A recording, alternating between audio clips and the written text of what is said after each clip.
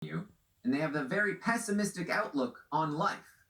It's like, what is he talking? Like, what has happened here? And then he goes, "Sound familiar, Terrence?" And it's like, ah, yeah.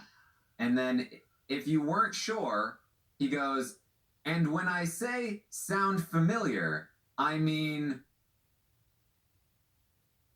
it sounds awfully familiar. You see what I'm saying, Terrence?" He goes, "Oh, yeah, I see what you're saying. They're talking about Taylor."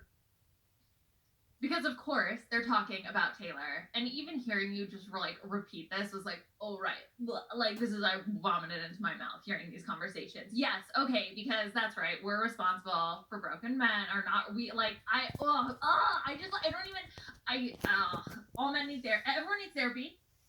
I just like, in what way? Yes, right, because like women were hurt or people were hurt by another person, and so then they have to, despite their trauma, open up and be vulnerable for you to please you, Monty. Of course, that's how it works. Yeah, he goes on, and that's just me being 100% real, Monty says, because 100% there was no shot in hell I was going to look for something romantic in here. But I told myself, if there was someone that was glaringly obvious that there was somebody that had that thing about them, I'd be open to keeping it on the low.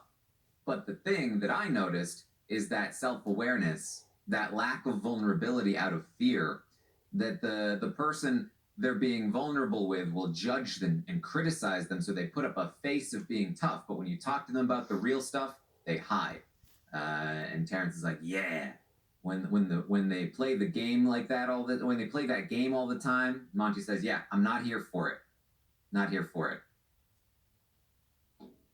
I just like, I don't even want to like acknowledge these. Like, it's important, of course, to have these conversations to call out how incredibly misogynistic these two are being in this conversation, but it is also like very triggering for me. Like, it's like it was like a very uncomfortable conversation to listen to, and it like made me extremely unhappy. So I'm just gonna like put that out there, that the conversations and the topics that are being discussed are just like completely unacceptable. And to go from last week to then to this week, and then to have to hear all of this, I was like, are you guys serious right now? Like, can we not do this? Mm-hmm.